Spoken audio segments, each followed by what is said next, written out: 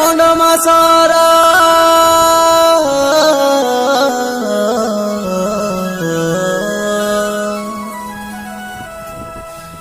পন্ড মাছৰ কইলি কাকাৰ নাই মশাকাৰ সবতি তুমি নাই মজা हे तुम्हें मिसानु ना इंता नहीं हुआ बांधी दिया डालिया को सा